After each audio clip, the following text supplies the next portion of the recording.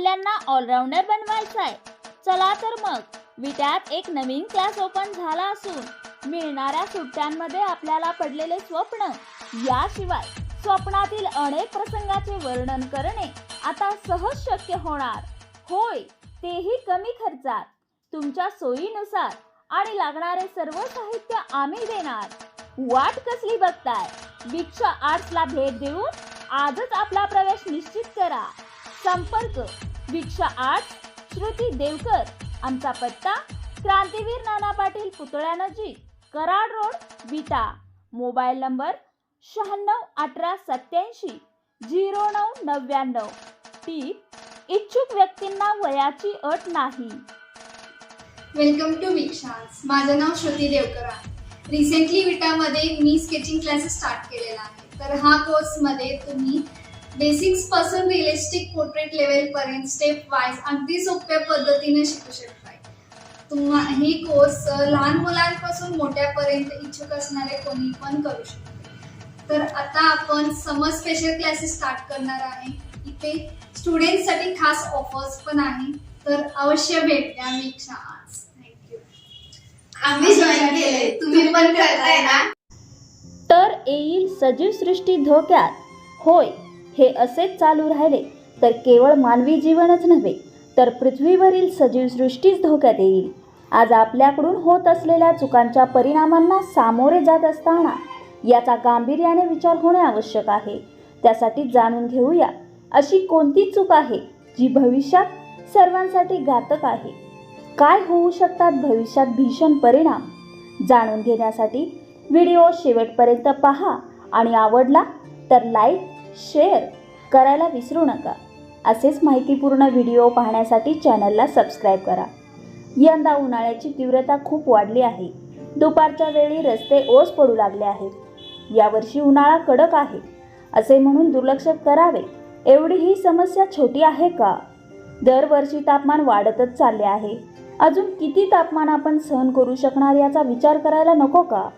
या वाढत्या तापमानात सर्व जीवांना पाण्याची प्रचंड आवश्यकता भासते. माणूस कोठून तरी पाणी मिळवतो, पण प्राणी मात्रांचे काय? तहानेने व्याकुळ जीव पाण्यासाठी भटकत असतात. आपल्यापैकी काही सहृदय लोक त्यांची पाण्याची सोय करतात, पण तेवढे पुरेसे आहे का? संपूर्ण सजीव सृष्टीला जीव जगवण्यासाठी आवश्यक असते ती शुद्ध हवा आणि स्वच्छ पाणी. या दोन्हीची आपल्या आसपासच्या सजीव सृष्टीला कमतरता भासू लागली आहे. विकासाचा वाढता वेग, त्या अनुषंगाने वाढते प्रदूषण, कमी होत चाललेल्या नैसर्गिक साधन सुविधा यांच्यावर मात करण्यासाठी आपण सुजाण नागरिक म्हणून काय प्रयत्न करत आहोत? शासनाच्या स्तरावर प्रयत्न सुरूच असतात. बैठका होतात, कागदोपत्री नियोजन होते, कायदे केले जातात, पण शेवटी तो असतो शासकीय कारभार. जोपर्यंत अशा प्रश्नावर जागरूक नागरिकांचा लोकसहभाग वाढत नाही तोपर्यंत समस्येचे पूर्णतः निराकरण कसे होणार? वाढते प्रदूषण, पाण्याचे दुर्भिक्ष्य, ऑक्सिजनची कमतरता, वाढते तापमान या सर्वांवर मोठ्या प्रमाणात वृक्ष लागवड ही प्रभावी उपाययोजना ठरू शकते. आणि भारतातील प्रत्येक नागरिकाने आपल्या परीने प्रामाणिकपणे ही मोहीम हाती घेतली तर निश्चित तो या सर्व समस्यांचा टर्निंग पॉईंट ठरू शकतो. आता हे कसे करायचे याविषयी आज गावोगावी शेताच्या बांधावरचे वृक्ष गायब झाले आहेत. शेतकरी आपल्या जमिनीच्या बांधावर झाडे लावू शकतात. आज लग्नसराईत, मंगल कार्यालयाच्या जवळपास एखादे झाड शोधून तेथे आपली गाडी लावण्यासाठी आपण धडपडतो. कडाक्याच्या उन्हात सर्वांनाच सावली हवी असते. सावलीचे हे महत्त्व लक्षात घेऊन आपल्या बांधावर झाड लावले तर ते सर्वांनाच उपयुक्त ठरेल. सावलीबरोबरच ते झाड अनेक जीवांना जगण्यासाठी आश्रय देईल आणि तेवढ्या पटीत आपल्याला आशीर्वादही लाभतील. आपल्यापैकी अनेक जण नियमित विशिष्ट मार्गाने प्रवास करतात. अनेक जण गावाबाहेर मॉर्निंग वॉकला जातात. या मार्गावरील मोकळ्या जागेत, पडीक माळावर, रस्त्याच्या कडेला एक झाड लावायचे. त्या झाडाजवळ एक लहान छिद्र पाडलेली पाण्याची बाटली ठेवायची. जाता येता त्यात पाणी भरायचे.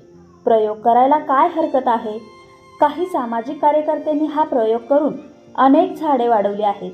पण ही समस्या शासनावर किंवा सामाजिक संस्थांवर विसंबून राहून नाही तर प्रत्येक नागरिकाच्या सहभागातून सुटणार आहे.